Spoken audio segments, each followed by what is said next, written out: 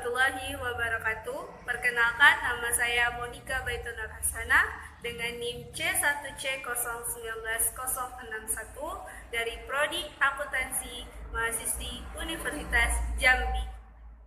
Pada kali ini saya akan menjelaskan mengenai yaitu jihad, radikalisme, dan Islam modern. Jihad, kita sering banget dengar yang namanya jihad, tapi kita sendiri nggak tahu apa arti dari jihad tersebut. Nah, kata jihad ini sering banget diperbincangkan dalam lingkungan sehari-hari. Namun, di dalam lingkungan sendiri, sebenarnya kata jihad itu dipersempit maknanya, sehingga terjadinya kesalahpahaman dari pengertian jihad tersebut. Nah, yang orang-orang ketahui, jihad itu disamakan dengan qital. Tapi qital itu apa sih? Dan apa perbedaan atau kesamaan dari kedua hal tersebut sehingga orang menyamakan jihad dan qital itu sama? Qital itu bermakna perang. Di dalam Al-Quran dikemukakan dengan sangat hati-hati, karena Islam hanya memerintahkan untuk berperang dalam rangka mempertahankan diri dari gangguan dan penganiayaan dari pihak luar Islam ataupun musuh-musuh lainnya. Dan hal tersebut tidak boleh melampaui batas dan juga agar menghindar dari fitnah. Pernyataan tersebut dijelaskan dalam Quran Surah Al-Baqarah ayat 190 sampai ayat 194, yang dimana artinya adalah, dan perangilah di jalan Allah orang-orang yang memerangi kamu, tetapi janganlah kamu melampaui batas, karena sesungguhnya Allah tidak menyukai orang-orang yang melampaui batas. Quran Surah Al-Baqarah ayat 190. Sedangkan arti jihad dalam beberapa ayat di Al-Quran menjelaskan bahwa arti jihad bermakna berjuang. Dalam pengertian konseptual, jihad adalah perjuangan yang dilakukan oleh individu ataupun kelompok muslim dalam menyiarkan agama Islam dan perjuangan-perjuangan lain yang lebih luas, seperti perjuangan dalam bidang pendidikan, kesehatan, moral, sosial budaya, politik, keamanan, dan lain-lain dengan segenap kemampuan yang dimiliki. Dari pengertian-pengertian tadi, maka jelas jihad itu berbeda dengan perang. Walaupun orang-orang barat menyatakan arti jihad itu sebagai perang untuk menyiarkan agama Islam, nyatanya tujuan jihad tidak seperti itu. Lalu apa sih tujuan jihad itu dalam Islam? Jadi, tujuan jihad adalah menyebarluaskan sesuatu yang bernilai etik yang tinggi, seperti perwujudan nilai-nilai kemanusiaan, keadilan, dan perdamaian. Jihad jelas bertentangan dengan segala sesuatu yang mengarah pada kekerasan, apalagi setelah kita mengetahui pengertian jihad, selanjutnya kita akan membahas landasan-landasan jihad. Landasan jihad dalam Islam terdapat dalam kitab suci Al-Quran, hadis, dan ijtihad ulama. Dalam Al-Quran, landasan-landasan tersebut antara lain terdapat dalam ayat-ayat berikut ini, yaitu Quran Surah Al-Ankabut ayat 6, Quran Surah Al-Ankabut ayat 8, Quran Surah Al-Hajj ayat 78, dan Quran Surah Al-Baqarah ayat 218. Kita udah tahu apa sih pengertian dari jihad, dan kita juga mengetahui landasan dari jihad. Lalu, apa sih hukum jihad sebenarnya? Nah, hukum jihad itu ada dua, yaitu fardu kifayah dan fardu ain. Hukum jihad adalah fardu kifayah. Artinya, jika jihad telah dilakukan oleh orang yang memenuhi persyaratan, maka gugurlah kewajiban orang yang menunaikan dan segenap muslim lainnya. Jihad menurut status hukum ini meliputi: pertama, penegakan hukum Islam; kedua, belajar ilmu tafsir; ketiga, hadis; keempat, fikih; dan kelima, ilmu-ilmu pelengkap lainnya. Tujuan dari hukum jihad ini adalah menghindarkan diri dari kemudaratan atau bahaya, dan perlu dijelaskan bahwa jihad ini bukan merupakan rukun Islam yang sering kita ketahui. Jadi, landasan jihad yang berstatus hukum fardu kifayah lebih dijelaskan lagi dalam Al-Quran dari Quran Surah Al-Fat ayat 17 dan Quran Surah At-Taubah ayat 91. Landasan jihad dalam Islam terdapat untuk jihad yang hukumnya fardu ain ialah menyuruh umat Islam yang memiliki kemampuan untuk melaksanakan jihad dengan segala kemampuan yang dimilikinya. Nah, apa sih maksud dari pernyataan yang dari jihad yang hukumnya fardu ain ini?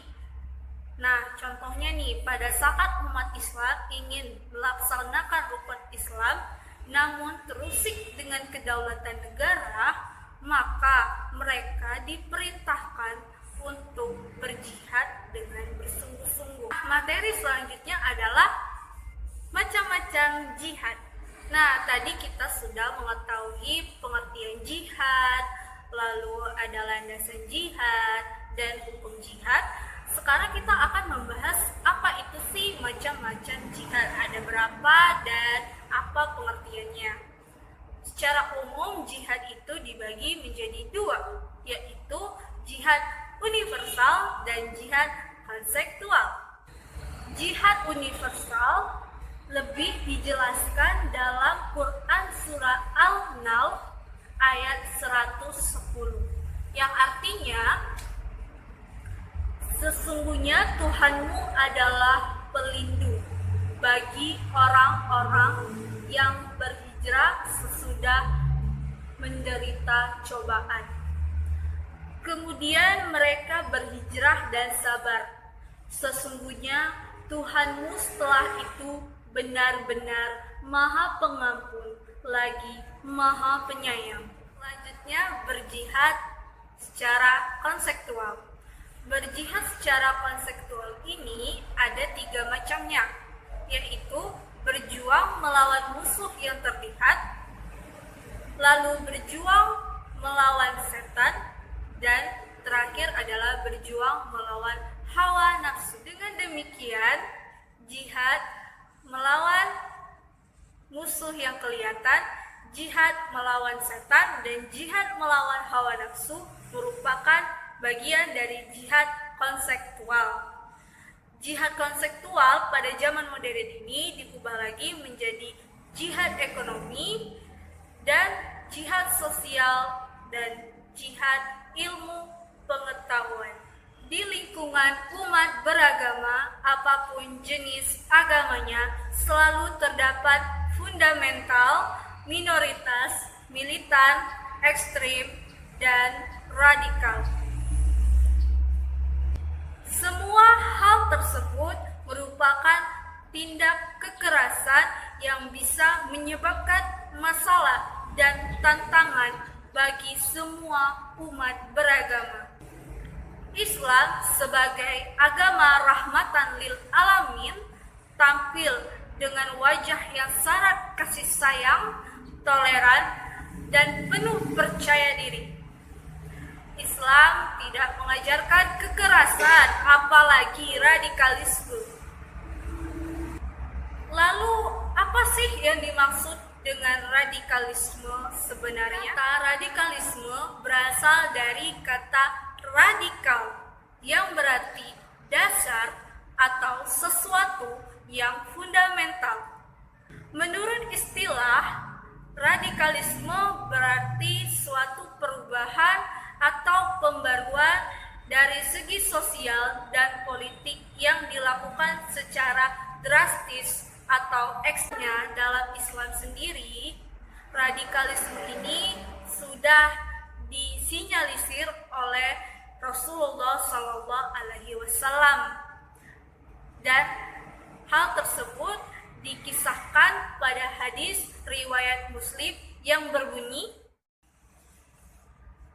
ketika Rasulullah SAW membagi fai atau harta rampasan perang di daerah Taif dan sekitarnya, tiba-tiba salah seorang sahabat yang bernama Zulhuwaisirah dari Bani Tamim mengajukan protes kepada Nabi SAW dengan mengatakan, "Bersikaplah adil wahai Muhammad."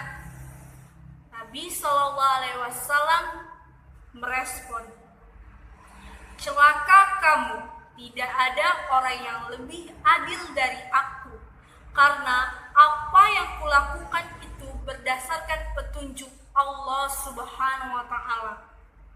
Setelah Zulhuwaisirah pergi, Nabi SAW bersabda, "Suatu saat nanti akan muncul sekelompok kecil dari umatmu yang membaca Al-Quran namun tidak mendapatkan makna yang sebenarnya."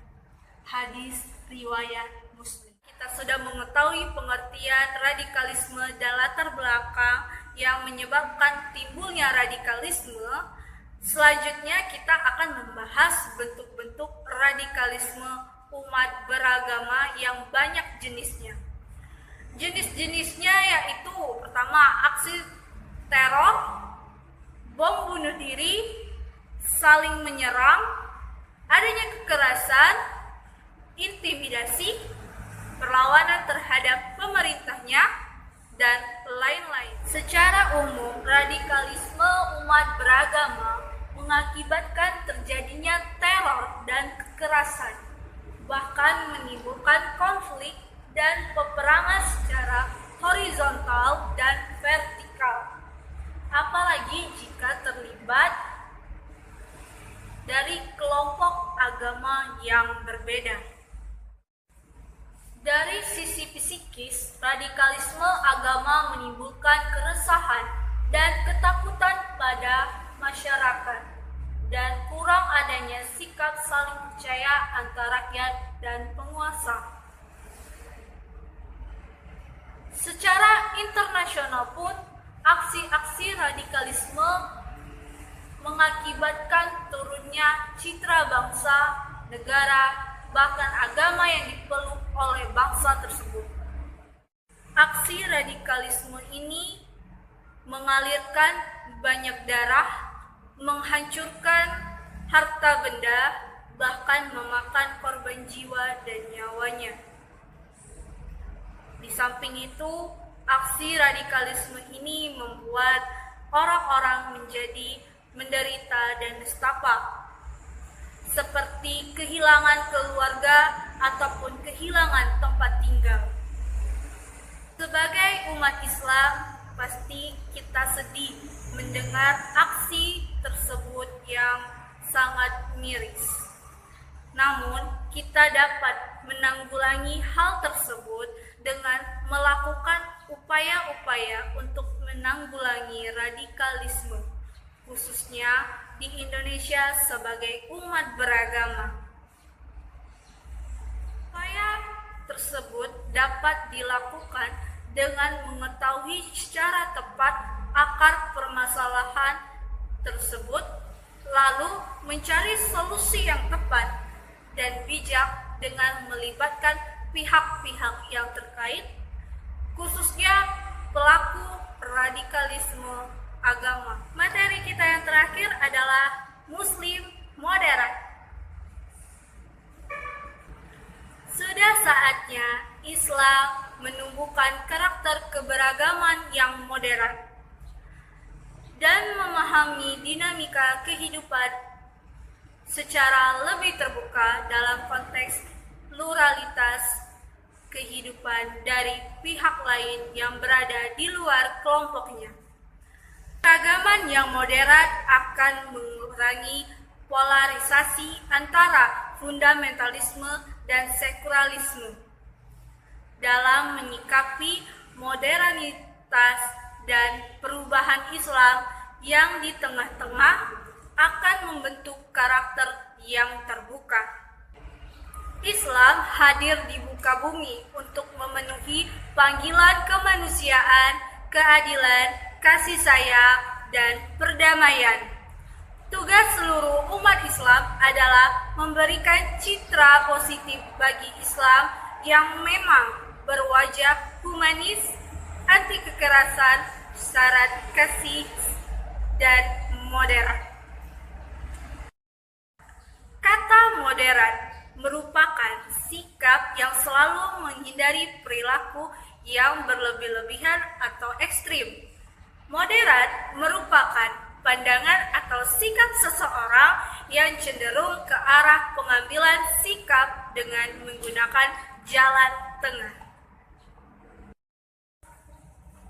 Dengan demikian, Muslim moderat dapat didefinisikan sebagai pandangan seorang Muslim atau umat Islam terhadap suatu persoalan dengan selalu menghindarkan praktik-praktik yang radikal dan cenderung menyikapi segala sesuatu dengan mengambil jalan tengah atau moderat.